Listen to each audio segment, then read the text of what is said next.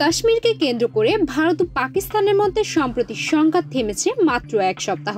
এর মধ্যেই পাকিস্তানের পররাষ্ট্রমন্ত্রী ইসহাক দার 3 দিনের রাষ্ট্রীয় সফরে চীন পৌঁছেছেন। সোমবার শুরু হওয়া এই সফর নিয়ে কূটনৈতিক মহলে নানা গুঞ্জন উঠেছে। যুদ্ধ থেমেছে, কিন্তু কৌশলগত প্রস্তুতি চলছে কি? পাকিস্তানের পররাষ্ট্র মন্ত্রণালয় জানিয়েছে, সফরের মূল উদ্দেশ্য চীনা পররাষ্ট্রমন্ত্রী ওয়াং ইর সঙ্গে দক্ষিণ এশিয়ার ভূ রাজনৈতিক পরিস্থিতি নিয়ে আলোচনা করা, বিশেষ করে শান্তি ও স্থিতিশীলতার সম্ভাব্য প্রভাব নিয়ে। পাশাপাশি দ্বিপাক্ষিক সম্পর্ক এবং বৈশ্বিক ইস্যুগুলোর উপরও মতবিনিময় হবে। এদিকে গত এপ্রিলের শেষ দিকে ভারত শাসিত কাশ্মীরে এক সন্ত্রাসী হামলায় 26 জন নিহত হয়। এই হামলার পর ভারত পাকিস্তান সমর্থিত গোষ্ঠীগুলোর উপর দোষ চাপালে পাকিস্তান সেই অভিযোগ অস্বীকার করে। এরপর 7 মে ভারত পাকিস্তান ভূখণ্ডে বিমান হামলা চালায়, যার পাল্টাপাল্টি হামলায় দুই পক্ষ মিলিয়ে 70 জনের বেশি নিহত হন। এই উত্তেজনার মধ্যে চীন গঠনমূলক ভূমিকা পালন করতে চাইলেও বিশ্লেষকদের মতে বেইজিং পরোক্ষভাবে পাকিস্তানের পক্ষ নিয়েছে।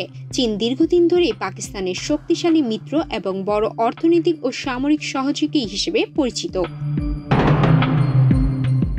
7 মে পাকিস্তান পার্লামেন্টে দেওয়া ভাষণে ইসহাক দার জানান, ভারত পাকিস্তান সংঘর্ষের পর ইসলামাবাদ চীনা জঙ্গি বিমান ব্যবহার করে। তিনি বলেন, ভোর 4টায় চীনা রাষ্ট্রদূতের নেতৃত্বে একটি প্রতিনিধি দল পররাষ্ট্র মন্ত্রণালয়ে উপস্থিত ছিল এবং আমরা পরিস্থিতি জানালে তারা সন্তোষ প্রকাশ করেন।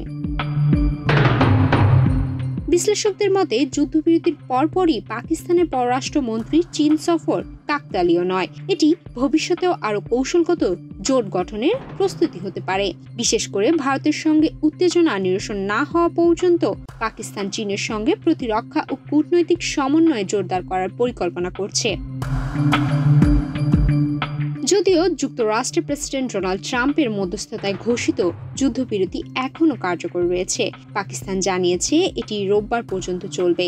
তবে ভারতের সেনাবাহিনী জানিয়েছে চুক্তির কোনো নির্দিষ্ট সময়সীমা নেই, অর্থাৎ সংঘর্ষ এড়ানোর নিশ্চয়তা এখনও অনিশ্চিত। বিশ্লেষকরা বলছেন, ইসহাক দারের বেইজিং সফর শুধুমাত্র কূটনৈতিক সৌজন্য নয়, বরং এটি দক্ষিণ এশিয়ার নতুন ভূ রাজনৈতিক সমীকরণ ও ভারতের প্রভাব মোকাবেলায় চীন পাকিস্তান সম্পর্ক আরও মজবুত করার ইঙ্গিত দিচ্ছে। যুদ্ধ থেমেছে, তবে প্রভাব বিস্তার ও কৌশলগত লড়াই আরও জটিল হয়ে উঠেছে। সুমাইয়া মিতু, বাংলাদেশ প্রতিদিন।